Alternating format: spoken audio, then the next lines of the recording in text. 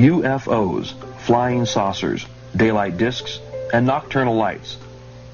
Since the beginning of recorded history, the people of planet Earth have witnessed strange events in our skies. Ever since the first unidentified flying object was seen thousands of years ago, we've searched for an explanation, more often than not making something up to calm ourselves down. In this attempted identification, UFOs have been called messengers of God and chariots of fire. Still others insist that UFOs are extraterrestrial spacecraft from faraway planets and galaxies. With over 600,000 planets in our own Milky Way galaxy capable of sustaining life, the extraterrestrial hypothesis is the most commonly accepted theory. Admittedly, the subject of UFOs has drawn mostly scorn and ridicule from the American press, not so much a disbelief in the UFOs themselves as it is a frustration with the lunatic fringe generally associated with the UFO field, those who insist they know what UFOs are, where they come from, and what their agenda is. Whatever UFOs are, there still is no more of a case for one explanation over another until our government comes forward with the information many believe they have been sitting on since the 1930s.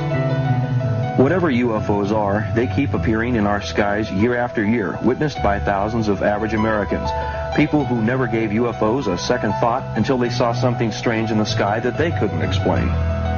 In 1990 and 1991, reports of UFOs came from thousands of witnesses in the Soviet Union, Africa, Europe, Canada, Central and South America, and the United States. In the Soviet Union, most reports came from Tbilisi in the province of Soviet Georgia. In Europe, thousands watched a triangular-shaped UFO and white round objects fly over Belgium. A display so big and so spectacular that it was witnessed simultaneously in neighboring countries. This time, the Belgian government and Air Force admitted that the UFOs showed up on their radar screens during the multiple sightings. In the United States, thousands watched the same UFOs seen in Europe as they floated over northern Alabama and the Florida Panhandle. In the next 90 minutes, travel with us across the United States as we meet former Air Force officers in Roswell, New Mexico and Tucson, Arizona. We'll meet other UFO witnesses, scientific researchers, newspaper editors, broadcast journalists, and law enforcement officers who have first-hand experiences with UFO sightings and close encounters of all kinds. We won't try to tell you what UFOs are because we still don't know. Rather than speculate on what UFOs could be, we'll explore how Americans react to them in our program, UFOs, A Need to Know.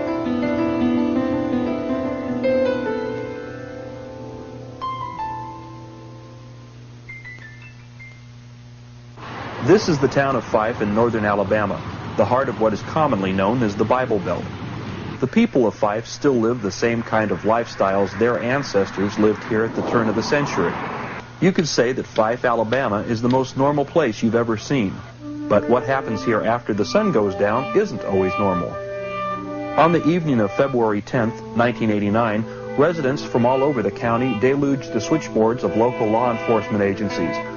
Some callers reported seeing a beautiful flying saucer rimmed by bright multicolored lights, hovering silently and flying off into the distance at a snail's pace. Others watched a large triangular object with 3 large white lights underneath. One local resident phoned the Fife Police Department after watching a crescent and triangular-shaped object pass over the treetops. As the woman reported the object, she asked for a patrolman to come out and look. Fife Police Chief Charles Jr. Garmany and Assistant Chief Fred Works half-heartedly got into their patrol car and headed out to the community of Grove Oak, west of Fife. Before they could reach their destination, they heard officers from neighboring police departments on their radio, all reporting strange objects in the sky, objects that made no sound, objects they couldn't begin to recognize. In less than a minute, Chief Garmany and Assistant Chief Fred Works spotted one of the objects. A lady had called an object in the sky in, and the chief and myself went out to check it out, and we saw a bright white light in the sky before we ever got to her location. And we stopped and watched it. It was like maybe 2 fingers over the horizon, over the treetop horizon, and appeared to be moving at a very slow pace. And would get brighter and then dimmer, almost like a light turning towards you and then away from you. So we stopped the vehicle and observed it for a few minutes, just, I don't know, 2 or 3 minutes, and decided we would try to drive toward it. We radioed a town down south of us, and I believe their chief was on duty at that time, and he confirmed that he saw the object, and it appeared to have some blinking lights on it, like maybe a red and green colored lights. A police officer from Crossville radioed and said that he told us his location and said that a large object had flown over him at a fast pace, flying in a west and south direction. Well, evidently we were in the path of that object. We stopped and got out and looked back toward the east, and I saw this object coming over the treetops, and it appeared to have kind of a, I don't know, like a white lights on it. They weren't actually shining where they were real bright. You could just tell they were on it, and there was kind of a glow of the lights around it. And I told Junior, I said, there's the object he's talking about. And I said, it appears to be an airplane. And I said, well, I said, it don't look exactly like an airplane. And it kept flying toward us, and it flew right straight over our heads, and it was hard to tell what distance, what height it was. Maybe we estimated maybe 1,500 to 2,000 feet, and possibly as big as a football field. And it had three huge, like spotlights, kind of triangle shape, with the one being more toward the front. But they weren't shining at the ground. They were like shining back up on the craft itself. So I asked the chief, I said, cut the car engine off. And like I said, there was no other background noises. The car was dead. We shut the engine down, it was dead. And here this big object come flying over, and I mean, if you put your hands up like this, that's about how big it looked to you. Bigger than a beach ball, That's big or bigger. And we watched it fly over us, and then we turned, no sound whatsoever. We watched it go off south and west of us. Never a sound. If we'd have been looking down at the ground, we'd have never known it was there. Fred and I pulled over on the side of the road on County Road 43 and stopped our patrol car, shut the engine off, and got out. And at that time, the object came directly over our patrol car, and we were looking up underneath it. And the object appeared to me that it was some 1,000, 1,500 feet higher, had 3 real bright lights underneath it that were shining not on the ground to illuminate the ground, but shining back up underneath the craft to illuminate the craft itself. And there was some lights around what I call the face of the craft or the crown of it, whatever you may call it. Appeared looking up through the glare of those other lights. Maybe green, blue, or red, or some of them might have been white. It was a large craft, and it had no sound whatsoever. It just continued didn't descend or pick up any speed or anything. Just a steady speed, just right over us, and went right on out of sight. Sometime after that, after 89, February the 10th, we had several calls. The night of February the 10th, we had several calls, and they've been scattered reports ever since then. I had a person come in just last night.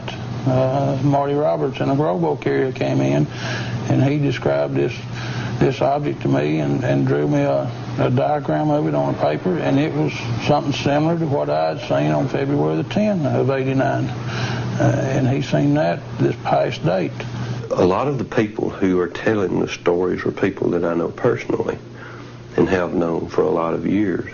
And I don't have any reason to doubt what they say they saw. But nobody is telling me what it is. They don't know either. They just know it's something that's very unusual. Even more compelling evidence comes from this documented case where unidentified flying objects left physical traces of their presence. I was driving home from work about 9:30 in the evening, 9:30, around that time. And approaching the road that turned off a paved road to my house, I noticed flashing lights in the distance and assumed that they were fireworks. And but was puzzled about why someone would be shooting fireworks in August. You see this at New Year's and the 4th of July, but never in August. But I continued on home, turning down a dirt road toward my house, and I got about halfway down the road, and suddenly, in the distance, about treetop level, this huge object just lit up. And it was a glowing orange-red color. It was enormous. And so I stopped the car, convinced that I was seeing things, or I didn't know what it was. However, when I stopped the car, it went out. And so I immediately proceeded to go home. Went on down the road, and I went a little distance, and it came back on. Just this, again, this huge thing. And I stopped again. And when I stopped, it went out. And I sat there for a few minutes, and then I started on again to come on down the road home, and it lit up again. And when I stopped the car, it didn't immediately go out, but it did go out. And I decided that I'm not staying, I'm leaving. And so I began reversing up this dirt road with the ditches on either side. No backup lights. I don't really know how yet I made it without going in the ditch, but when I finally reached the paved road and turned around and then looked back, coming toward me at about power line level was an enormous, bright light. The glowing object was not there any longer. It was just this really bright light, and moving very slowly in the direction that I was traveling. And so I immediately took off, and I went back to my office in Fort Payne. I have no idea what I saw, but it scared me to death. It was bigger than my house. It was just an enormous glowing object. There were 6 or 8 pine trees that were affected by whatever this thing was. They had turned a very strange color, the needles on the pine trees.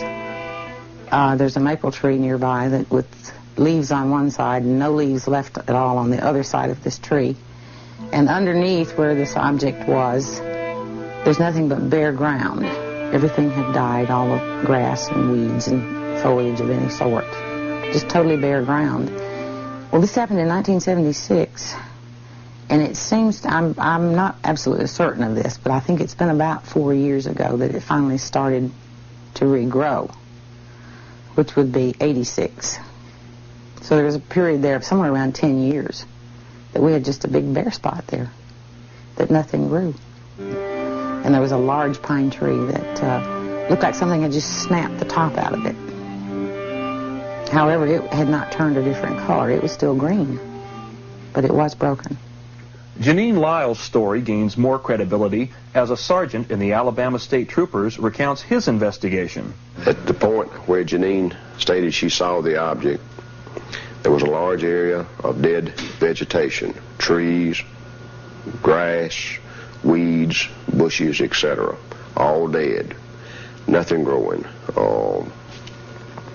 I measured the area, and it measured 60 feet at the widest point by 90 feet at the longest point. There was a stand of grass in full bloom in the middle of the field road, and it came up to a point and stopped. And for a distance of 90 feet, there was nothing growing in this field road.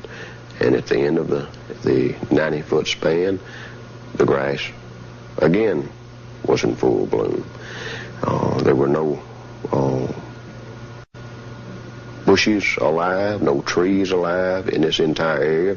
There was a maple tree that had multiple trunks, and half the maple tree was in full bloom, and the side that would have been exposed to the object that Janine stated she saw was dead, and nothing was growing on that tree.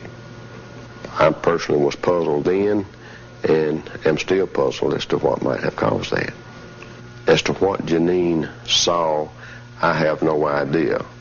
But something caused this area of 60 feet wide by 90 feet long to be completely void of any living vegetation for a several-year period of time. I made periodic trips back to the area over the next few years, and each time that I went, it was as before, nothing living in that particular area. Everything else around there was green and lush in the summertime and bare in the wintertime, as it should be. I believed Janine, and I'll state today I certainly believe that she saw exactly what she stated she saw. Now, what it was, we don't know. Perhaps the most significant detail of the Fife sightings is the way the community responds to seeing UFOs. While amazed at the spectacular sightings in their area, the locals don't have a problem with being at the hub of UFO activity. Most UFO researchers consider the existence of UFOs a challenge to organized religion. The local pastors would disagree. Well, of course, being a Christian, I think it all has to start from a basis. Being a Christian entails taking by faith something that you cannot actually see. The Bible, for instance. Now, there's a certain amount of things that you can read in there that can be proven, of course, by history and archaeology and so forth. But no way could a person come to the point of being a Christian just on the basis of what has been proven or has not been proven in the Bible. So the element of faith is there, and you've got to start there. So the reason I'm saying that is that for me as a Christian, I can see to where in the Bible Belt you have this underlying root system of faith in the Bible and in God, let's put it that way, so that you don't have to feel like you have to explain everything. Whereas if you're not in the area, the Bible Belt, or you haven't had that traditional those values of faith instilled in you, well, then you're going to feel like you have to prove. More things have to be proven to you factual rather than taking them by faith. That's why I think that you'll find in the Bible Belt less of an apprehension concerning UFOs.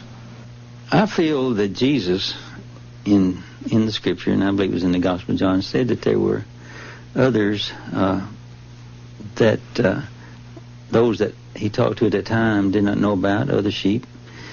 And I feel that they could have been people from other planets, other places, not just necessarily limited to this world. But I think if you want a biblical text proof to say that there is a possibility within Christianity that Jesus allowed the possibility of other life, that would be it. That to some people might not be enough, but it is for me, because I just about base everything that I believe on the Word of God, and He gives me that leeway right there to think about the possibility of other life. For me to say that to teach people here that I've figured God out, there are no such things as UFOs or whatever you want to call them, that's taken license a little too far. Because if I believe that the Bible says that God, the handiwork, declares the majesty of God, well, then there's no limit to what He can or cannot do. And if I understand my position as a believer, then I have to respect a certain amount of the unknown. You've heard the term Southern hospitality. Sand Mountain is the epitome of Southern hospitality. People up here trust each other. A lot of the things that they do are done by handshake rather than by contract. And they trusted the outsiders, too, until the inside edition piece. We sent Jeff Cole down there to see if E.T. has a Southern accent. They came from outer space. I still believe I saw a UFO. Police were helpless. There's nothing that I've ever seen before in my life. And the town of Fife, Alabama, was stunned by the strange visitors. My dog saw it, but he won't talk about it. He went and crawled on the floor, and I know that's what's happened because he talks to anybody. Number one, I just had a UFO sighting. Fife Police Chief Junior Garmany and Assistant Chief Fred Works got the call and went out to investigate what they figured was some, well, monkey business. Whatever it was they saw, it will be a long time before Fife forgets the things from out of this world. There's some people that's going to ridicule us for it. Some people disbelieve it.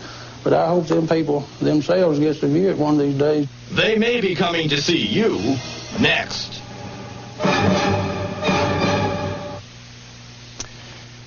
There is a legitimate investigation going on down there, if you can believe it. The FAA and the Air Force are doing that investigation. And if any of you Martians are watching this broadcast, please drop by to see us and bring Elvis with you. Straight ahead, we'll get back to reality. What was their reaction to the job they did? Well, they did a job, all right. They spoofed the incident. They made it to appear like a Keystone Cops kind of a program, and people up here didn't like it at all. They thought they were here in good faith, so they showed them the Southern hospitality. And when the program came out, they were incensed, not just the people in the Fife, but the people of the whole area were very, very angry at what Inside Edition did. It was ridiculous. When Inside Edition came in to do their piece, everybody was welcome. We tried to make them feel at home and be a part of the community. But after the Inside Edition piece ran on TV, the outlook toward the media was completely different. It wasn't hostile, it's just that they didn't get any help. Help was slow in coming. You had to show good faith that what you were doing wasn't going to be like what Inside Edition did. People are still seeing things up here. They're not as frequent as they were during that time, but there are reports of seeing things in the sky almost constantly. I don't mean every day, but I mean hardly a week goes by when we don't get some reports of something in the air. The history of UFOs in America goes back to 1897, when a great airship was seen traveling coast to coast by multiple witnesses. This despite the fact that airships did not yet exist. Reports of the great airship were printed in newspapers from New York to California. More recently, the modern age of UFOs in the United States was ushered in by the Army Air Force's Air Technical Intelligence Center. Among the first Air Force officers to analyze reports of UFOs was Wendell Stevens, a retired lieutenant colonel now living in Tucson, Arizona. Colonel Stevens left the Air Force after 26 years to investigate UFOs full-time around the world. I was working in the Foreign Technology Division at Wright Field. I was a test pilot there. And all of the pilots had a desk. They had additional assignments besides their flying assignment. Mine was in the Foreign Technology Division in the Air Intelligence section, Air Technical Intelligence. It's where we analyzed technical data pertaining to engineering developments concerning aircraft discovered worldwide. It was forwarded through intelligence agencies to the United States government, and we got the aerotechnical information, and we tried to match it with other information from other sources, from other countries, trying to stay on top of the latest developments worldwide. And of course, at the same time, we were getting operational reports on strange aerial phenomena observed. During the war, this phenomena was called foo fighters. It comes from the French word for fire, fireball fighters. And all of those things were collectively called foo fighters, for lack of a better term. And we had reports from back as early as 1933 on such events observed and reported through intelligence channels. These foo fighters represented the ultimate development at the time. It was something beyond the visible capability of any country in the world to produce, as far as I could tell, from what was available to me, probably as much as anybody else in the country at the time. And my assignment took me to Anchorage, Alaska, where I went to an Army base. The Air Force had separated from the Army. Now I'm going back to an Army base. And I found that my initial position there was as Assistant Base Operations Officer, which was out of my specialty. But my primary duty was to supervise a team of technical technicians from the Air Materiel Command, from my parent command, who was up there working a highly classified radar project on an unclassified weather research project. The weather research project was using the B-29s to survey the Arctic, and that was an excuse for the B-29s to go into the Arctic space and run what they called profile missions with their mission folders on potential targets. They were assigned a grid plan to be flown after that to map both photo mapping, radiation mapping, thermal mapping, magnetic mapping. We ran all kinds of maps simultaneously with equipment installed aboard the B-29s when they were prepared for these missions. Along with that was this special team that I was supervising of civilians that installed a kit of equipment aboard the airplanes, which consisted of additional cameras. It consisted of all combat airplanes have 16-millimeter cameras mounted in the guns.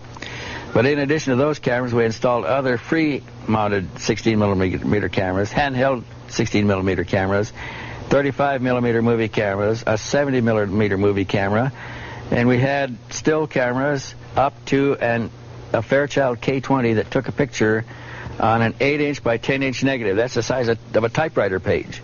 These cameras were all put aboard the craft, and each crew member was assigned specific responsibilities with each camera.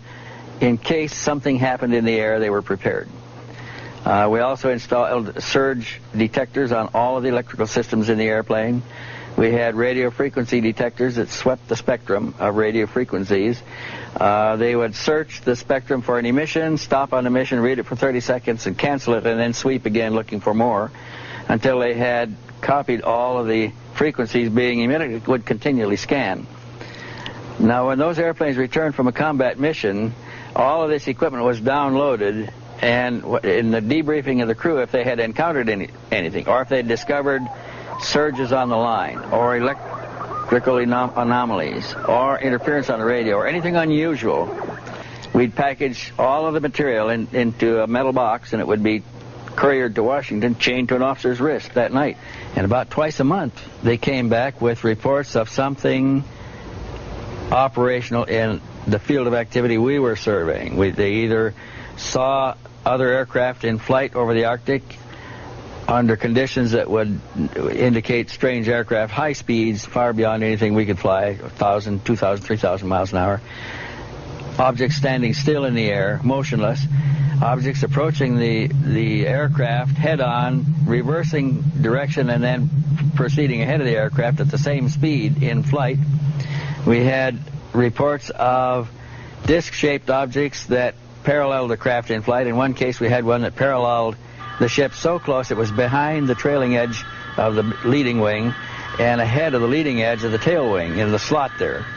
And they got pictures of it with all the cameras and with the Fairchild K10 camera too. And we had reports of objects that were seen to land on the ice, on the snow and the ice at the ice cap of the Arctic. We had reports of them landing on the water. We had a report of them submerging and disappearing. We had another report of one rising to the surface, being seen to come to the surface, leave the water, hover momentarily, and then take off at high speed and fly away. All of this was clearly beyond the capability of any of the aircraft that we had studied worldwide in the Air Technical Intelligence Center. And of course, they were very concerned about who might have experienced such a breakthrough without prior knowledge through intelligence sources. And they, to me, again, they represented the supreme development in aircraft, and that's what piqued my curiosity. I argued that they had to be extraterrestrial vehicles, but I was a major at the time, and my superiors were certain that they were a Russian breakthrough experienced as a result of the capture of German scientists at the end of the war, which was only 3 or 4 years afterwards. And they would have had to make some great progress if that was the case, but this was probably the main feeling at upper echelons was that the Russians had experienced a breakthrough that we didn't know enough about, and we were trying to find out what we could about it. I suppose the Russians, in their turn, thought we had experienced a breakthrough for the same reason.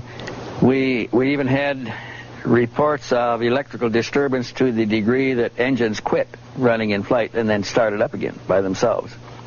We had radio interference on the communications lines where they experienced complete communications blackouts, and then for no reason at all, communication would come back again. We had surges on all of the lines, including closed lines that were within the airplane. That, for instance, some systems in high technological airplanes work at, say, 300 cycles per second.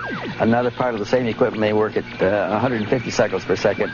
Some at 60 cycles.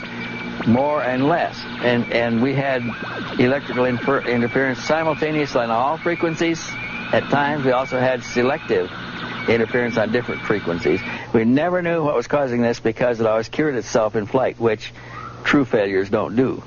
And it indicated the potential for somebody else to selectively interfere with frequencies and functions aboard an operational vehicle in flight. And these are supposed to be our best military equipment. They're supposed to be foolproof, and somebody was fooling with the systems. And so I'm sure this got a lot of attention in Washington.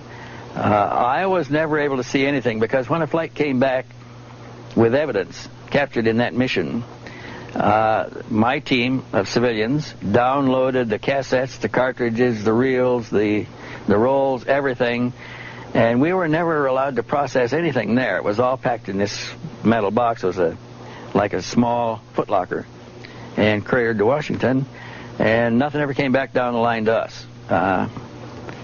We don't know who handled it. We don't know how it was broken down, where it went, but the processing was all done elsewhere. So all I ever ended up with was the stories, but they were some very exciting stories. In the late 1970s, documentary film producer Linda Moulton Howe heard a first-hand UFO account from her brother, then a military helicopter pilot. With details of the story fresh in her mind, Linda began investigating reports of unexplainable cattle surgery and cattle mutilations in the same areas of reported UFO activity. One night, that fall of October of '75, I had a phone call while I was actually on the floor with a typewriter writing a medical script. And it was my brother, and he was extremely excited. And the first words out of his mouth were, "Linda, a UFO has set down on the base." And I rarely heard my brother speak with such energy.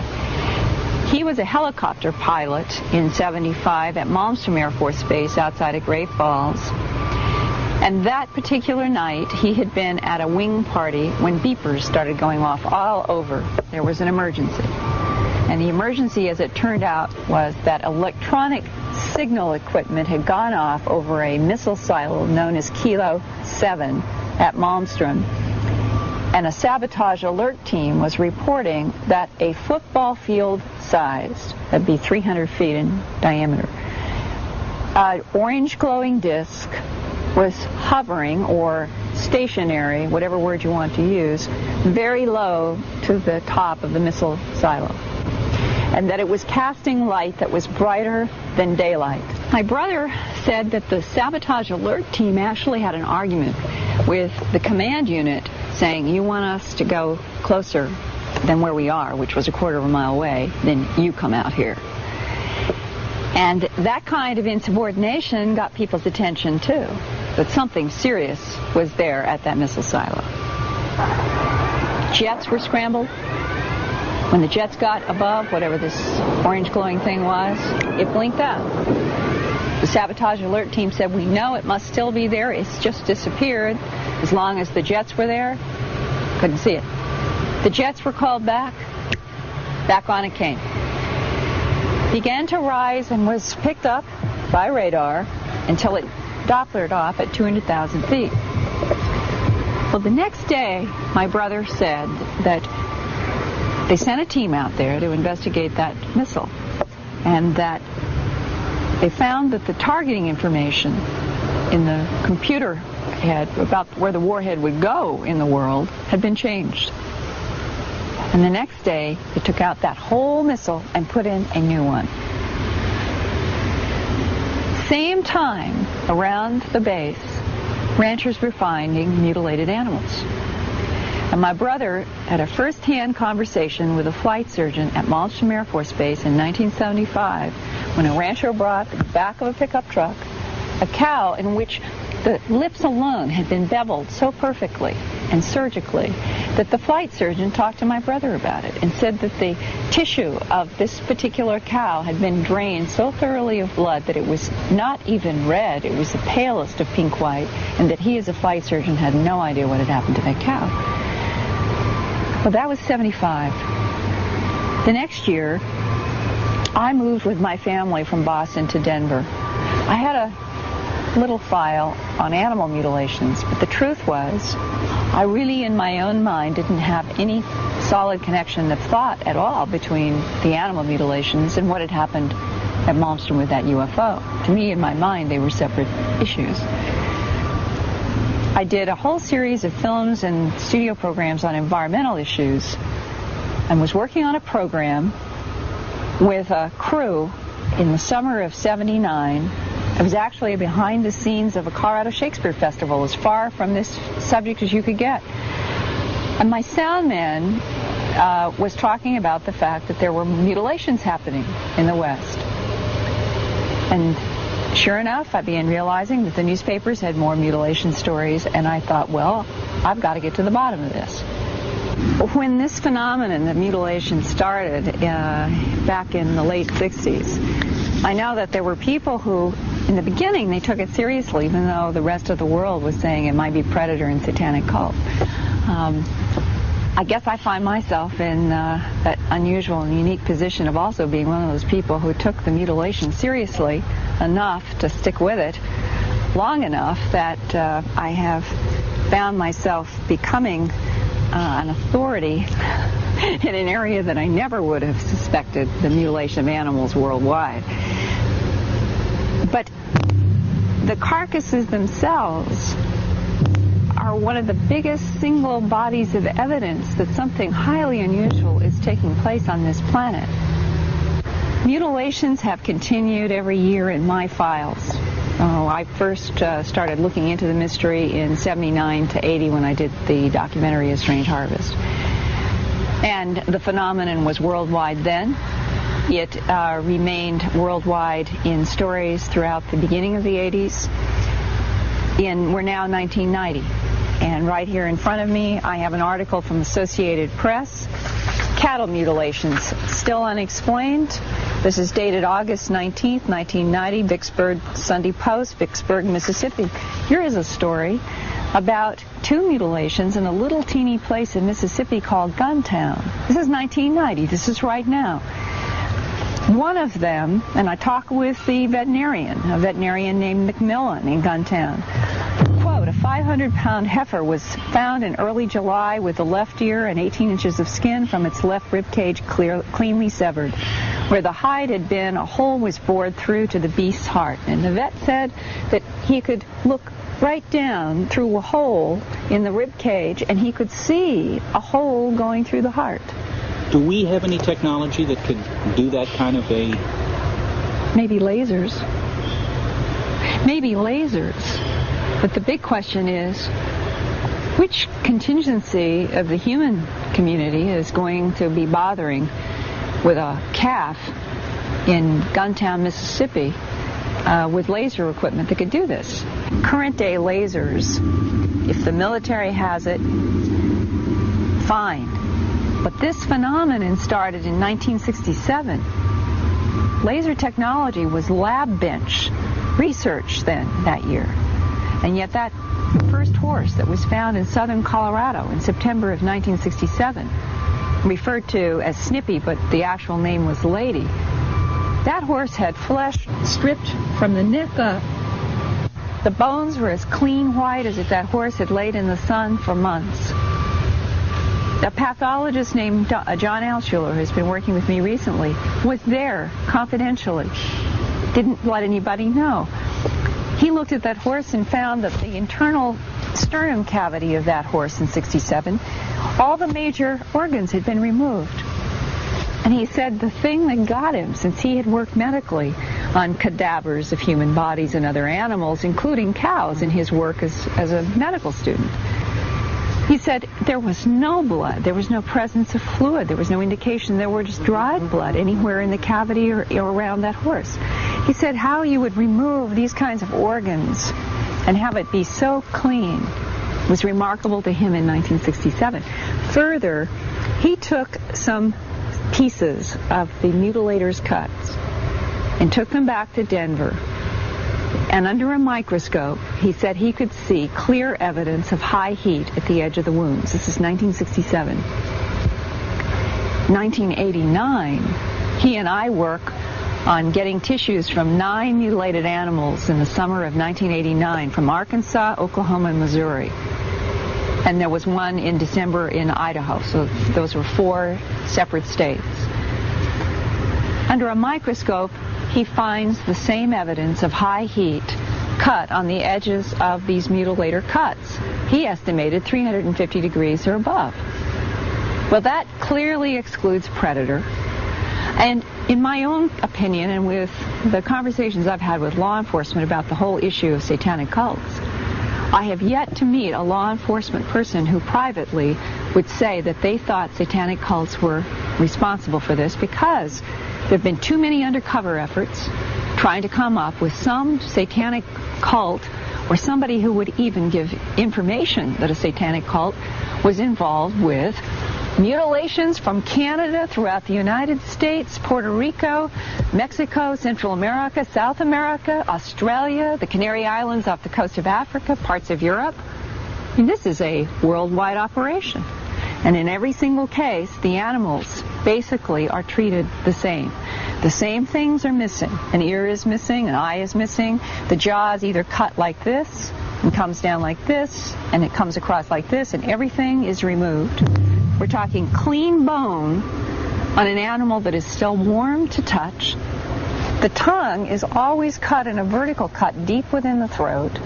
The genitals of the males are usually removed in an oval that is about that big. The cows with udders, you'll see either something like a square or sort of an oval cut, and the entire udder is removed, or isolated teats are removed, or some variation on that theme, and the rectum is cored out. Now, that's the basic mutilation scenario, and there's no blood or fluid. Blood being drained. Now, that was part of the story in the 70s. There were evidence from both veterinarians and from people who had medical backgrounds who examined some of these animals, and they said that on the basis of the tissue, the muscle tissue, that it would appear that the blood had been so thoroughly drained that the muscle tissue was left a pale pink white. In the 80s, I have been where animals have been found, and I have been with people who have studied them, and I would say it's mixed. Some of the animals, the tissue is red, showing that there's the evidence of blood in the tissue, but that in terms of a cut that is as precise as these are, with no fluid anywhere, that in and of itself suggests that something unusual has happened where these excisions have been made. And further along these lines, how is fluid from bodies of all these animals, how is it being taken so thoroughly that there's no residue of any kind? In 1989, in Arkansas, 5 cows were found in a straight line on one farm. Every single one of them had been mutilated. One of those, and all were pregnant, and one of those, the stomach, had a very clean, very precise, extremely pale pink. It wasn't red, suggesting that blood had been removed from this wound. It was a hole cut in the belly of this pregnant cow, and through this hole, the weight of an unborn calf still in the embryo sac had come out onto the ground. So you're seeing a cow, and the unborn calf is partly in and partly out of the body.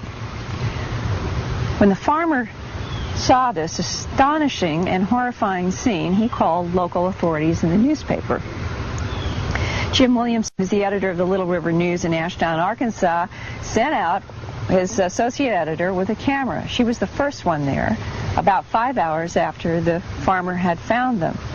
And she said that the outside of the embryo sac, the cow, the soil, everything was dry. But what really got her was that she reached down to touch this embryo sac, and she was taking pictures, And inside this sac, she could see no fluid of any kind. What evaporated? The embryo fluid, also where this calf was found. Those are the kinds of questions that have puzzled a lot of people. Now it's 25 years, we're talking a quarter of a century. This phenomenon is worldwide. It's been going on for decades. There's no one who has ever been arrested. Cattle mutilations and unexplained cattle surgery continue to this day, unabated, around the world. Next up, UFOs and the Las Vegas connection. Meet George Knapp of KLAS-TV, Las Vegas. For 2 years, from 1989 through 1990, George produced several award-winning reports and full-length specials about the UFO phenomenon and those who get caught up in it.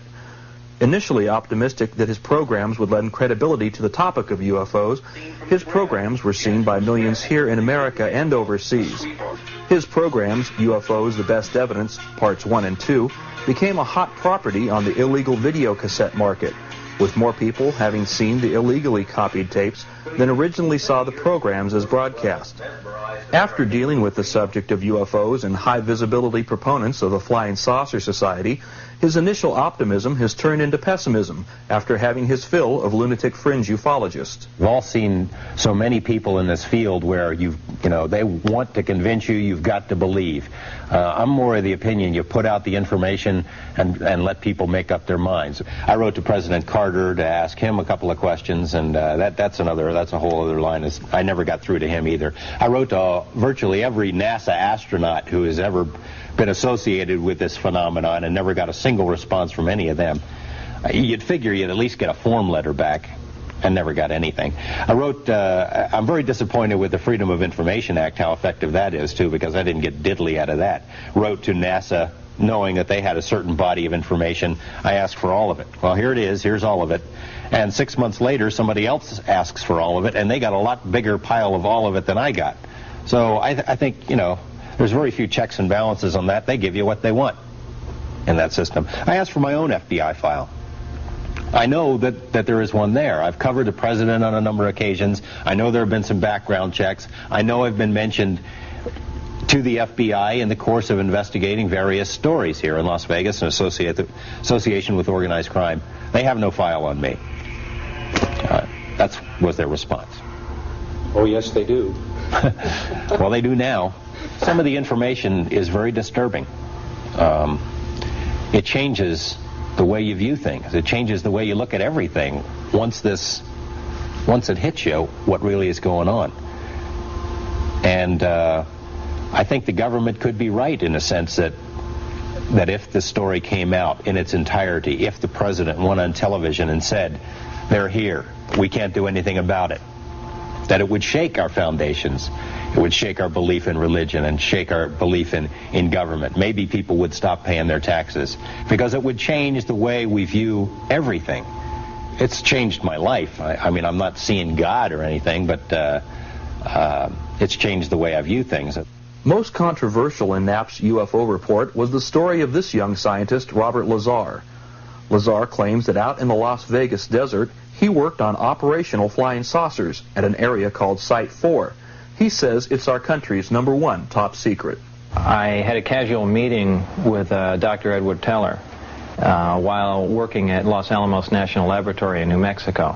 He referred me, after several years, to a job out in the New Mexico desert, a place known as S4 near Area 51. Where many top-secret government projects had their home base, essentially. Edward Teller is the director of the program, and I think someone approved by Ed Teller, someone suggested by him, I think that carries enough weight in itself. I had a fascination with small jet engines. I had built and installed a jet engine in a little Honda Civic, a small car. It made the front page in the local Los Alamos paper, The Monitor. Coincidentally, and in fact on the back of that front page, Ed Teller was giving a lecture on SDI, and I believe that was June 1982 at Los Alamos. As I was walking up to the lecture hall, I wanted to hear what Ed Teller had to say. As I was walking up to the lecture hall, I got there relatively early, thinking there would be a fairly large turnout, and as it turned out, there wasn't. I got there about an hour and a half early, and Ed Teller is sitting outside, and he had just bought a paper out of the paper machine, and he was reading the front page, and I thought, well, what an opportunity to introduce myself. I can say, well, I'm the guy you're reading about. I always wanted to meet you, so on and so forth, just to get into some small talk. We talked for a little bit. He seemed interested in some things I had to say, and really just wanted to hear his viewpoints on certain things. And we had a cup of coffee together and a donut down at the cafeteria.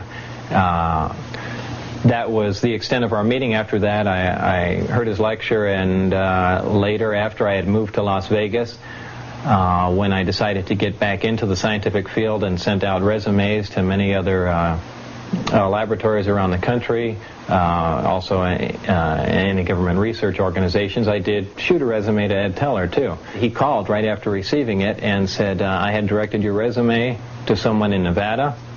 It's a highly classified project, and they'll be requesting an interview. Within 20 minutes, the phone rang. That was the request for the interview. So obviously, Ed Teller gave it more than a nudge. It was more like a directive that this person will be interviewed for this particular job, and that's the bottom line. So yeah, he did get me into the program.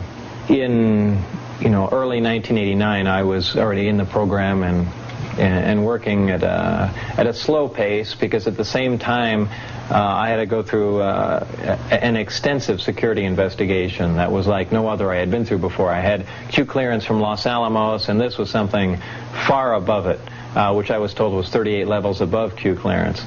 It required an executive order to be signed at that time. At that time, that executive order was signed by Ronald Reagan. I was only in the program for a short time, however. I think that lasted all the way till April 1989, when we finally parted ways, and there's a whole story behind that. Initially, during the interviews, it was never specifically stated, hey Bob, we're going to be working on flying saucers or alien craft recovered from crashes or recovered from wherever. The job title was a senior staff physicist. I was to be working on advanced propulsion techniques. Certainly when I made a few trips out there, began reading briefings, things dealing with the origin of the craft, the race or the type of aliens that piloted the craft, specifics on what these looked like, what their physical structure was from autopsy reports, things of this sort. Seeing the hardware, I realized that this is not a research effort, that this is back engineering, and that we have the device, the craft itself, and we are working backwards to find out how it works. They have the finished product and really want to find out the manufacturing technique, the basic physics in it, and it became very obvious what we're working on. But it was strange that even up till the very end, really no words were said about what was going on. The time I saw the craft, large disc flying saucer, typical flying saucer, even that I basically put out of my mind, thinking, well, this obviously is a creation of the government, some sort of advanced type of flying vehicle, maybe an advanced fighter of the future, and this explains all those crazy flying saucer stories. People just seeing tests of this craft. The real striking part was when I saw the interior of the craft and noticing that the seats and everything were extremely small, obviously made for a small creature or children. Obviously they wouldn't let children in there, but that was before I got heavy into it to see that we're talking about strange languages and things and technology that doesn't even exist, and so on and so forth. The information concerning the craft itself, just the hardware, is very compartmentalized. There's a group that deals with specifics on the navigational equipment, the specifics on the metallurgy of the craft, and the specifics on the propulsion and power system of the craft, which is what my group worked on. That in itself created a focal point for our research and looking into what we were dealing with. So I, in a short amount of time, because that was all we had to look at, really gained quite a bit of information on how things operated. Of course, verifying the employment there is somewhat difficult. Los Alamos denies I've ever worked there, as does Kirkmeyer, even the subcontractor for Los Alamos, which is interesting. We went back and were able to dig up an inter-lab directory phone book with my name in it.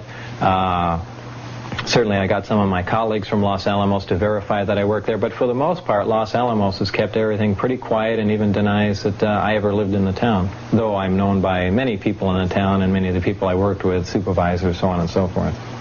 When Lazar went to trial on unrelated charges in 1990, even the judge agreed that Lazar seemed to be a man without a country. We do have a W-2 form of record that shows that he worked for the United States Department of Naval Intelligence. And I also note that he is in fact listed in the Los Alamos National Laboratory telephone directory. It's obvious that it's very difficult to get information on Mr. Lazar from government sources, enormously difficult. A lot more than just UFO sightings have been reported out here in the Nevada desert. Independent investigator and reporter Tony Pelham has spent countless evenings outside the Nevada test site, where he's run across mutilated cows, strange lights in the sky, and unfriendly security guards without ID. The desert up there is full of troops in camouflage uniforms. They carry M16s, and they have no identification. They're not Air Force, they're not Army. They don't have any markings at all. And I came real close to being taken to jail a couple of times. So I found that real strange. I heard all types of theories about who they were. But they would challenge me, and then I would challenge them. When they would approach me, they would say, "What are you doing here?" I would say, "What are you doing here? You're on BLM land. You're roaming around outside the secure area." My opinion is that the government is hiding something that's a lot more secure than anything similar to the stealth or the U-2 or that type of thing. I mean, I don't know. I don't know if there's an underground alien base up there. I don't know if they are UFOs or aliens. I just know that they have got security up there that's far beyond what you see around any military type installation. And I don't understand why the uniformed security guards with M16s don't have markings. And when I ask them, "Are you with the Air Force? Are you with the Army?" they don't answer any questions. They just direct you to leave the area. The troopers have held me and had the Lincoln County Sheriff's Department come out on 3 different occasions, and each time they filled papers out on me and instructed me not to go near that area. And on the last occasion... On what pretense? That I have no business near a secret facility. And I explained to them, I'm not even within a mile. I'm on BLM land. So several months ago, about 6 months ago, I went up and I just went near the Medlin Ranch, and I spotted one of the blazers, but I went nowhere near the fences. I've never crossed the line. I've only gone near it sometimes. On my way back to Alamo, the sheriff's department met me, pulled me over, filled out another set of papers, and in a very formal manner said, "Mr. Pelham, this is the last time you're being told. The next time," he said, "and I'm telling you from the higher-ups, if you come back up and go up this road near this facility again, you are going to jail, period." On one particular occasion, I had some bizarre experiences of lights seeming to be at a great distance and then just in a matter of seconds being right at me. But I have never gone on camera or ever come back to George Knapp or anybody and claimed to have seen a UFO. I don't know what I saw that night. Shortly after that, as I started back, a blazer came in front of me up from a side road, and the camouflage uniform troopers stepped out with their M16s, and they asked me what was I doing coming from a secure military installation. And I said, "I'm not coming from this." I said, "I'm sitting out here in the desert." And he said, "What are you doing?" And I said, "I'm watching the strange lights." And he said, "Strange lights? What lights? We didn't see any lights." I went north of Las Vegas, just above Alamo, in the area known as Area 51, north of there, and I crisscrossed a lot of ranches all through Lincoln County and up in Whitebine County, and I found a number of dead cattle Some of them I believe to be mutilated of the same fashion that was shown in Linda Howe's book, The Strange Harvest. I'm satisfied that I personally saw some mutilated carcasses, certainly that look identical to some of the ones that Linda Howe showed in The Strange Harvest from back during the 70s. And you obviously talked to these ranchers also. Right, and in one particular case when my son and I found a black and white bull that had all the classic signs of the stripped away lower jaw, one ear, and the rectum cord out, and the carcass had not been touched by any coyotes or anything. There were no tracks around it. When I went and approached the ranchers about it, they just rode away, the group that were there, and I asked a couple of other neighboring ranchers, and they says, oh yeah, somebody drove by and shot that bull, and it laid out there.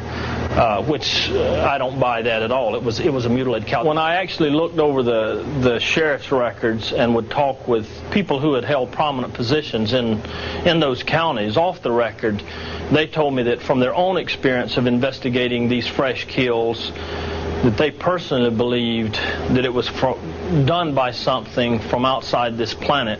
They say absolutely they don't believe it was coyotes or any type of animal, and there was no tracks. There was just no way anybody could have gotten into the area and done this type of mutilation without being seen by somebody or caught, or at least they would have left some tracks. And the fact that there's been thousands of these mutilations around the country and not one has ever been solved. Not one. There's not one sheriff's department or police department that has one solved. And so, like I say, these people that hold positions in the community, they don't want to go on a TV camera and say, yeah, I think it was done by some type of aliens. But off the camera, they say that they believe, because at the same time, the strange lights and the number of supposedly alleged UFO sightings in the area, that there's some connection between the mutilation of the cows and the strange lights in the sky. And all I was trying to do was either prove or disprove that was going on. And to my satisfaction, I believe that the cows are being mutilated by something that nobody that I know of has explained satisfactorily how it's being done. In July of 1947, the world's first story of a crashed flying saucer came out of Roswell, New Mexico. The story was written and released to the press by Base Public Information Officer Lieutenant Walter Hott, under orders from his boss, Roswell Army Airfield Commander, Colonel William Blanchard. I got a phone call from Colonel Blanchard, and he pretty much dictated, not all the verbiage, but it hit the salient points, telling me about the flying disc that we assumedly had pieces of, and who had gone and gotten it, and what was being done with it. And I wrote the release from the information that he gave me over the telephone. A rancher had brought some material in, or had told the sheriff about some material that he had on his ranch that he had found, and the intelligence officer of the base had been sent out to the ranch to pick up this material and bring it back into the base. And that Major Marcel, who was the intelligence officer, was going to fly it onto 8th Air Force headquarters to give it to General Ramey, who was our immediate commander. The remains found were taken by Major Marcel to his home in Roswell, just down the street from Walter Hott. Major Marcel showed the retrieved material to his wife and son before returning to the crash site. This time, truckloads of the wreckage were brought to this hangar, and quickly the building was secured. Well, I went to my normal duty station, which was my building where we normally worked on the flight line, and later on that day I went to the building where we had these flyway kits stored, and we had been going in there almost on a daily routine basis, and that particular day there was an armed guard at the building and we could not get in. What was in that building or why we couldn't get in, it was never explained to us, but we couldn't get in the building that we had normally been going into on a daily or 2 or 3 times a week basis. We all had top secret clearance because we were atomic outfit, and we had all the necessary credentials to do everything that we did on the base, but we couldn't go in that building anymore that day. In recent years, many new witnesses have come forward with more details of the UFO crash of 1947. Among them are several neighbors of rancher Mac Brazel, who remember Mac coming by their homes to show them pieces of the strange material he found in the Corona Desert. In 1947, I think it was about the 1st of July, and he came over with some something that looked like wood that he had found on the ranch and wanted us to go look at it, and we didn't have the time or means to go do it, and we talked him into taking it to Roswell and showing them down there, and they brought him back to find where it was at, and then took him back down there and kept him several days in Roswell while they cleaned up everything. And when he came back, he said they told him it was a weather balloon. If he ever found another, and he wouldn't report it. The piece he brought up was about the size of a lead pencil and about 4 inches long, 4 or 5 inches long, and it was kind of a tan color, kind of like what we'd say plastic now, but we didn't have plastic then, and you couldn't cut it or burn it or whittle it, you know, just very, very hard. It was very light, it seemed to be, and he said that the stuff that looked kind of like aluminum foil, he said you'd crumble it up and then it'd straighten out. It wouldn't stay creased. It'd just open out, you know, but he couldn't get any of it off to bring up. He said he couldn't cut it or anything. We told him it was probably a UFO or a flying saucer, and we'd heard there's a reward out for it, and go down and collect it. And so, you know, we thought maybe he would. I guess I told him not to say anything. I don't know. But he didn't. He just said if he ever found anything else, they wouldn't find out about it. So I guess he was a little upset about him keeping him. Neighbor Mary Ann Strickland also remembers a visit by her friend, the rancher Mac Brazel. He came by after this incident, and he had been humiliated and detained for several days, and he was a reliable, solid person, dependable, and he was, I think, anxious to square himself with his neighbors when he came by. I mean, to assure them that what he did was on the up and up. He came to the corral. Mac was living alone at this ranch where he was the manager. His wife lived in Alamogordo. And Mac would come and visit with the men in the family. He came into the house once in a while, not too often. And the time that he brought the sample of what he had picked up, he was at the corral. My daughter and 2 sons and husband were at the corral, and they saw it. My daughter says that it could be crumpled up and straightened right back out. He was telling my family about how badly the Army people had treated him down here. And it amounted to humiliation and detention when there wasn't any good reason. He had come in good faith. And they didn't accept it that way, or didn't appear to. He said they threw him in jail. He said if he ever found anything like that again, he would never show it to them. He would never bring it in. He had done so as what he thought was a good citizen, and he had been humiliated and mistreated, and he was very disturbed. Phyllis McGuire is the daughter of Sheriff George Wilcox. She too remembers the day when rancher Mac Brazel came by her father's police station with the material from a debris field on the ranch he managed. He told me that Brazel had been in to report a flying saucer, and I asked him if he believed that, and he said yes, because I don't know why he would come into my office and tell me this story for no reason at all. He had some material with him, he said, which I did not know what it was. And he said that he had sent some deputies out there, and they had seen some things. They had seen a corral that had some of the material in it, and they had seen a large burnt spot on some grass about the size of a football field.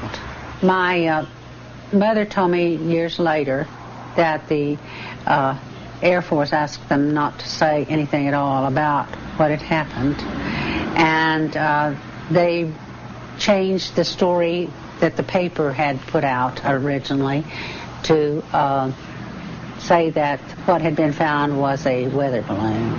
She said that there were bodies and an unidentified flying object on the ground. There were bodies too, but that they stopped the investigation that the sheriff's office was going to do because the Air Force wanted them to. Yet another story of the strange debris comes from Charlie Schmid. In 1947, he handled pieces of the strange debris on location in the Corona Desert. There was some material looked just like tinfoil, but quite strong. And you could ride it up in your hand, and it'd just straighten out, no kinks, no nothing. It just straightens out by itself. Then there were some pieces of material that looked like aluminum, real light stuff, but strong. It was about 16 inches long, about 2.5 inches, and maybe a 1/4 inch thick. But you couldn't bend it or twist it or do anything with it. Even by putting it up against a rock and jumping up and down, you could not bend this material. And then there was some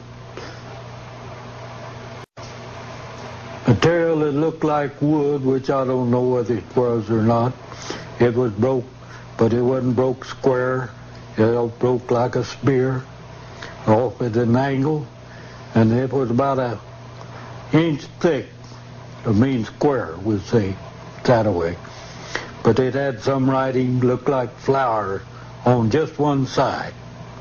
It had pink petals, center like a flower, and green mixed in, but you couldn't make no leaves out of it or nothing like that. But it was green in between these flowers on that one side of this piece of wood. A final story confirming the presence of alien bodies comes from former Roswell mortician Glenn Dennis. Dennis refused to talk on camera, but gave us these drawings of alien bodies. The pictures are reproductions of drawings given to him by a nurse who helped prepare the strange bodies for a flight out of Roswell Army Airfield. More details of what actually happened at Roswell in 1947 have just been revealed in this new book, UFO Crash at Roswell. To date, it is the most comprehensive report on the historic events of 1947. The authors are former Air Force intelligence officer Kevin Randall and Don Schmidt, Director of Special Investigations for the J. Allen Hynek Center for UFO Studies. First of all, this started out as a reinvestigation of Roswell. We saw that time was running out, that witnesses were being lost as far as forever, as far as their testimony, as far as their involvement. And we had to go back and re-interview the old witnesses, corroborate their testimony, and then seek out new testimony to confirm what we already knew about Roswell. What kind of things are you finding? We're finding new military witnesses, people who have small bits of the information, people who have been involved in maybe a flight out with some unusual material, people who might have seen something unusual, little bits and pieces of information that when we fit it into the whole puzzle begins to give us a clear picture of exactly what happened in Roswell in 1947. All our evidence, unfortunately, is testimony from people. We don't have a piece of the wreckage. But when we put all that evidence together, that makes a very strong case. I think some of the best testimony has come from Bill Brazel, the son of the man that found it. He was involved in some aspects of it. He was involved in finding some additional pieces after the military cleaned up the debris field. Later on, he was approached by the military, and those pieces were basically taken away from him by the military. He likes to say, well, they weren't confiscated, but the officer in charge made it clear that if he didn't surrender them, that they had the authority, or at least said they had the authority, to take those pieces away from him. So we have that sort of thing, but we have that kind of testimony from literally 250 people. So when we put it all together, can all these people be lying? Would all these people be involved in some kind of a hoax or some kind of a joke? And what would be the motivation for it? Nobody's getting paid for any of this sort of thing.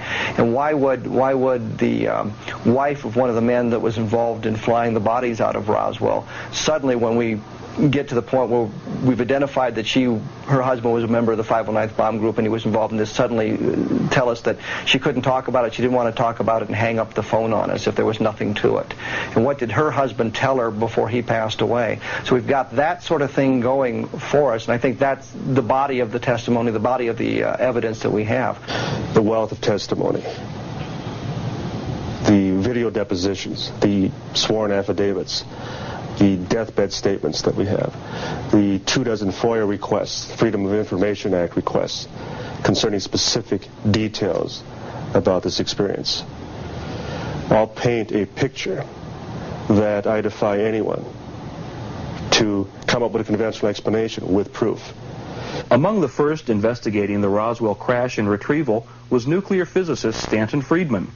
Currently combining talents with aviation writer Don Berliner, they too are releasing a new book with other details on the events of 1947. The case that at least one, more likely two, flying saucers were recovered in the central New Mexico, if you will, complete with alien bodies, is far better than the case against most convicted criminals. You go to a court of law with this, you'd have no trouble convincing a jury that indeed, now you don't have every little detail, as you never do, even in a criminal case, but we certainly have enough to establish that a saucer crashed, at least one, probably two, that the United States government, agencies of the United States government, recovered the wreckage and the remains of alien bodies, that they proceeded on with that, just as you'd expect them to try to figure out more of the information, and covered it up very effectively, and probably quite appropriately at the time. That's easy to establish. The real bottom line is that this is probably the most significant event of this century, maybe this millennium. I mean, something that proves to us that we're not alone in the universe, and maybe our views about ourselves are a little bit strange, not in accordance with reality, is going to have an impact on religion, on politics, on technology, on our own psychology. This is a truly earth-shaking event. The Roswell crash and retrieval are now virtually proven. Between Randall and Schmidt and Friedman and Berliner, hundreds of testimonial affidavits, deathbed statements, and videotaped depositions have now been collected. You can read them all in their respective books. The people coming forward with this information are among the most level-headed and patriotic of American citizens. It only remains for our government to tell us the truth, all of the truth, about the Roswell crash and retrieval of 1947. When we come back, we'll look at one of the most controversial aspects of the UFO phenomenon, witness claims of alien abduction. One of the most controversial aspects of the UFO phenomenon and its effect on our society are claims of interaction with UFO occupants and tales of being abducted by aliens. Perhaps the most convincing testimony comes from Travis Walton of Snowflake, Arizona. This was on November 5th, 1975. I was working with a crew of men in the woods, and we left the area. We'd worked late that night. It was getting dark, and as we were leaving down this dirt road way back in the woods, we saw a large glowing object near the road. Well, we stopped the truck, and I got out, went up to it for a closer look. I thought that this thing was just going to shoot right off, and then, I hurried towards it thinking, it'll be gone before I even get close enough to see it that well. But it didn't leave. It started to move, and the sound got louder.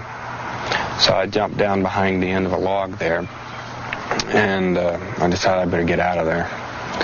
And I raised up, turned to go, and at that instant I just felt a numbing shock.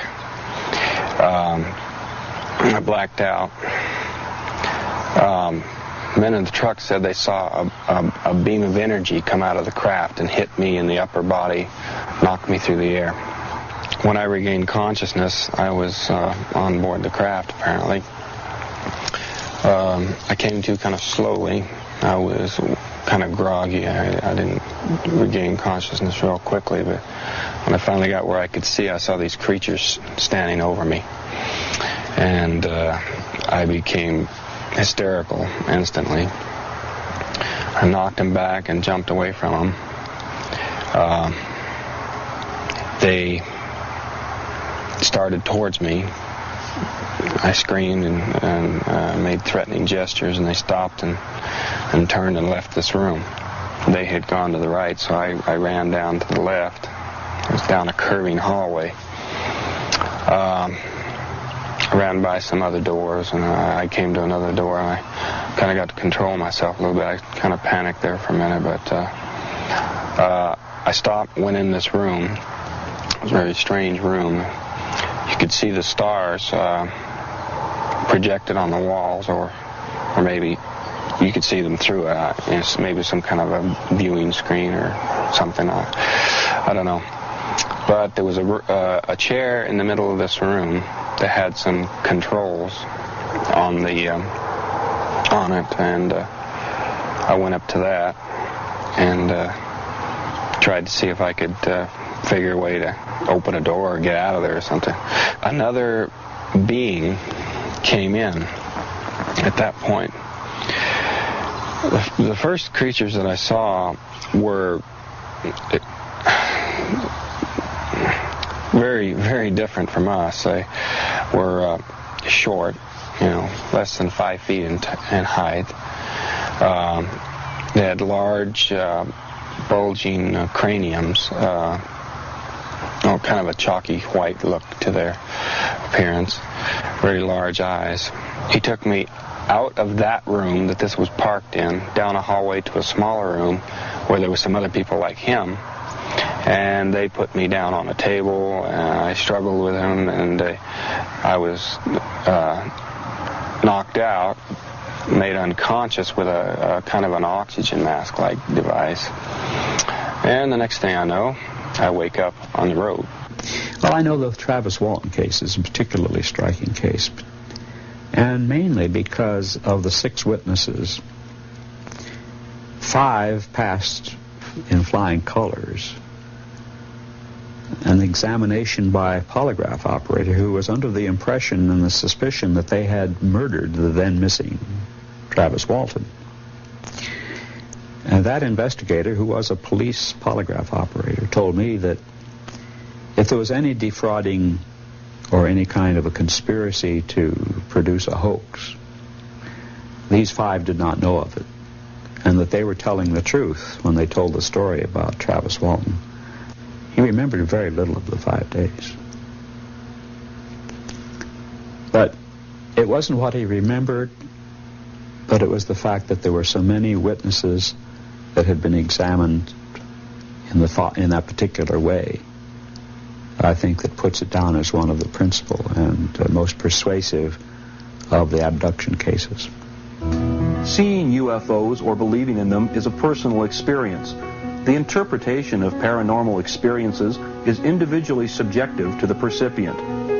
Their interpretation of the experience, positive or negative, becomes their belief. Their belief becomes their reality.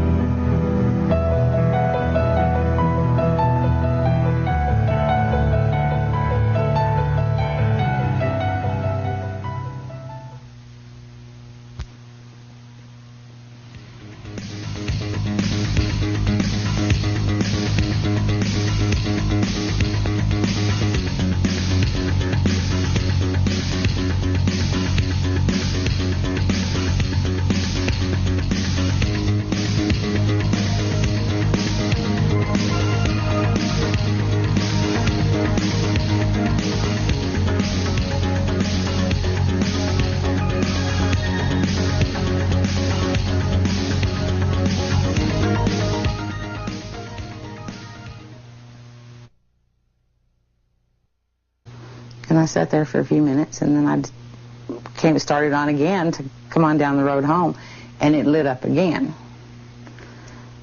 And when I stopped the car, it didn't immediately go out, but it did go out. And I decided that I'm not staying, I'm leaving. And so I began reversing up this dirt road with the ditches on either side. No backup lights. I don't really know how yet I made it without going in the ditch, but when I finally reached the paved road and turned around and then looked back, coming toward me at about power line level was an enormous, bright, bright light. The glowing object was not there any longer. It was just this really bright light, and moving very slowly in the direction that I was traveling. And so I immediately took off, and I went back to my office in Fort Payne. I have no idea what I saw, but it scared me to death. It was bigger than my house. It was just an enormous glowing object.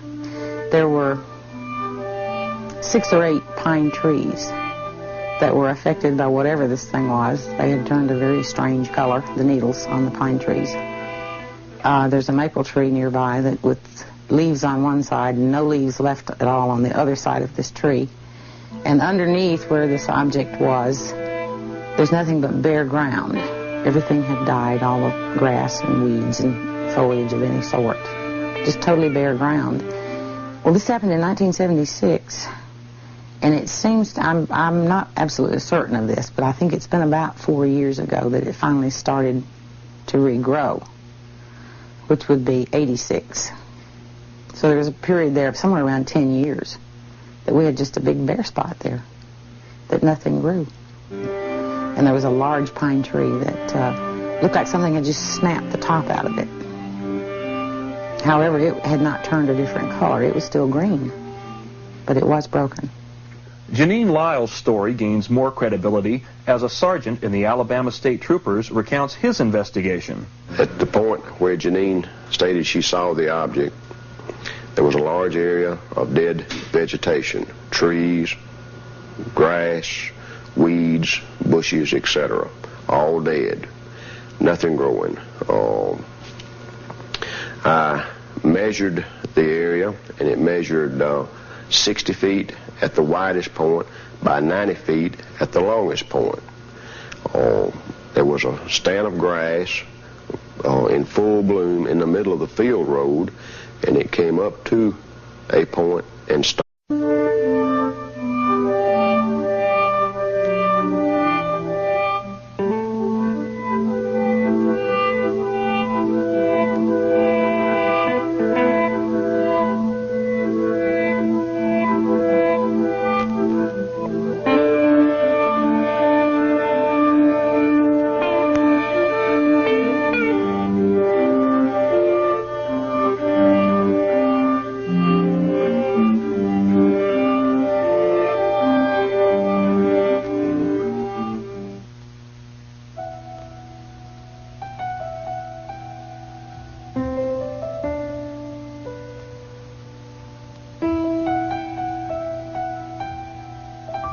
UFOs, flying saucers, daylight discs, and nocturnal lights.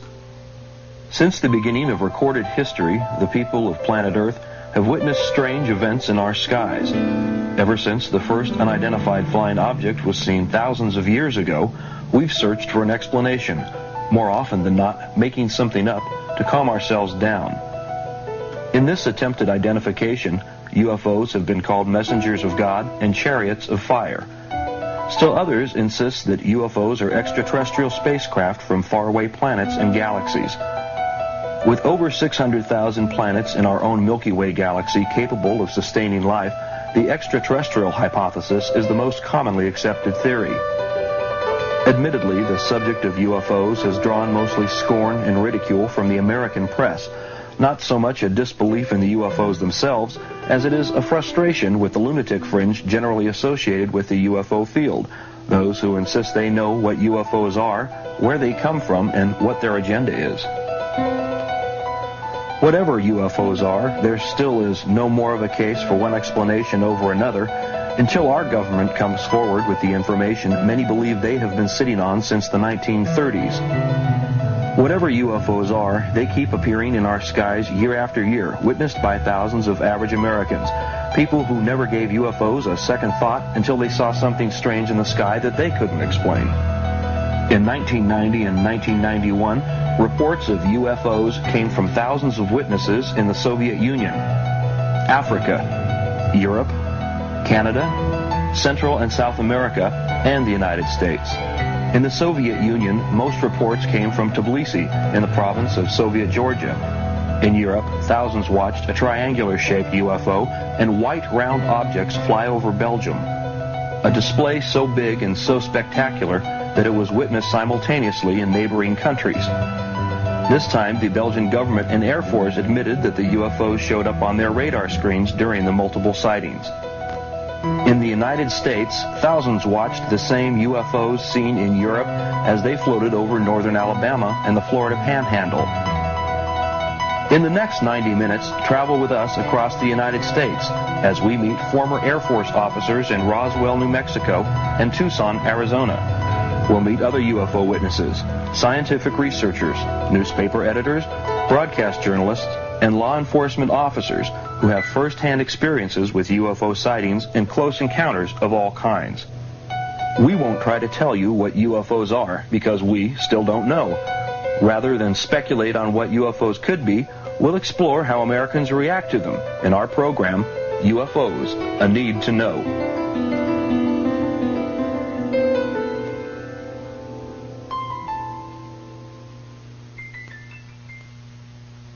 This is the town of Fife in northern Alabama, the heart of what is commonly known as the Bible Belt. The people of Fife still live the same kind of lifestyles their ancestors lived here at the turn of the century. You could say that Fife, Alabama is the most normal place you've ever seen. But what happens here after the sun goes down isn't always normal. On the evening of February 10th, 1989, residents from all over the county deluged the switchboards of local law enforcement agencies. Some callers reported seeing a beautiful flying saucer rimmed by bright multicolored lights, hovering silently and flying off into the distance at a snail's pace. Others watched a large triangular object with 3 large white lights underneath. One local resident phoned the Fife Police Department after watching a crescent and triangular-shaped object pass over the treetops. As the woman reported the object, she asked for a patrolman to come out and look. Fife Police Chief Charles Jr. Garmany and Assistant Chief Fred Works half-heartedly got into their patrol car and headed out to the community of Grove Oak, west of Fife. Before they could reach their destination, they heard officers from neighboring police departments on their radio, all reporting strange objects in the sky, objects that made no sound, objects they couldn't begin to recognize. In less than a minute, Chief Garmany and Assistant Chief Fred Works spotted one of the objects. A lady had called an object in the sky in, and the chief and myself went out to check it out, and we saw a bright white light in the sky before we ever got to her location. And we stopped and watched it. It was like maybe 2 fingers over the horizon, over the treetop horizon, and appeared to be moving at a very slow pace. And it would get brighter and then dimmer, almost like a light turning towards you and then away from you. So we stopped the vehicle and observed it for a few minutes, just, 2 or 3 minutes. Underneath the craft to illuminate the craft itself. And there was some lights around what I call the face of the craft or the crown of it, whatever you may call it. Appeared looking up through the glare of those other lights. Maybe green, blue, or red, or some of them might have been white. It was a large craft. And It had no sound whatsoever. It just continues didn't descend or pick up any speed or anything. Just a steady speed, just right over us, and went right on out of sight. Sometime after that, now after '89, February the 10th, we had several calls. The night of February the 10th, we had several calls, and they've been scattered reports ever since then. I had a person come in just last night. Marty Roberts in a robo carrier came in, and he described this object to me and drew me a diagram of it on a paper, and it was something similar to what I had seen on February the 10th of '89. And he's seen that this past date. A lot of the people who are telling the stories are people that I know personally and have known for a lot of years. And I don't have any reason to doubt what they say they saw. But nobody is telling me what it is. They don't know either. They just know it's something that's very unusual. Even more compelling evidence comes from this documented case where unidentified flying objects left physical traces of their presence. I was driving home from work about 9:30 in the evening, 9:30, around that time. And approaching the road that turned off a paved road to my house, I noticed flashing lights in the distance and assumed that they were fireworks. And but was puzzled about why someone would be shooting fireworks in August. You see this at New Year's and the 4th of July, but never in August. But I continued on home, turning down a dirt road toward my house, and I got about halfway down the road, and suddenly, in the distance, about treetop level, this huge object just lit up. And it was a glowing orange-red color. It was enormous. And so I stopped the car, convinced that I was seeing things, or I didn't know what it was. However, when I stopped the car, it went out. And so I immediately proceeded to go home, went on down the road, and I went a little distance, and it came back on. Just this huge thing. And I stopped again. And when I stopped, it went out. And decided we would try to drive toward it. We radioed a town down south of us, and I believe their chief was on duty at that time, and he confirmed that he saw the object, and it appeared to have some blinking lights on it, like maybe a red and green colored lights. A police officer from Crossville radioed and said that he told us his location and said that a large object had flown over him at a fast pace, flying in a west and south direction. Well, evidently we were in the path of that object. We stopped and got out and looked back toward the east, and I saw this object coming over the treetops, and it appeared to have kind of like a white lights on it. They weren't actually shining where they were real bright. You could just tell they were on it, and there was kind of a glow of the lights around it. And I told Junior, I said, there's the object he's talking about. And I said, it appears to be an airplane. And I said, well, I said, it don't look exactly like an airplane. And it kept flying toward us, and it flew right straight over our heads, and it was hard to tell what distance, what height it was. Maybe we estimated maybe 1,500 to 2,000 feet, and possibly as big as a football field. And it had three huge, like spotlights, kind of triangle shape, with the one being more toward the front.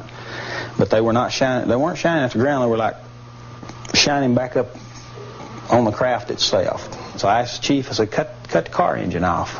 And like I said, there was no other background noises. The car was dead. We shut the engine down. It was dead. And here this big object come flying over. And I mean, if you put your hands up like this, that's about how big it looked to you. Bigger than a beach ball, That's big or bigger. And we watched it fly over us, and then we turned, no sound whatsoever. We watched it go off south and west of us. Never a sound. If we'd have been looking down at the ground, we'd have never known it was there. Fred and I pulled over on the side of the road on County Road 43 and stopped our patrol car, shut the engine off and got out. And at that time, the object came directly over our patrol car, and we were looking up underneath it. And the object appeared to me that it was some 1,000, 1,500 feet higher, had 3 real bright lights underneath it that were shining not on the ground to illuminate the ground, but shining back up on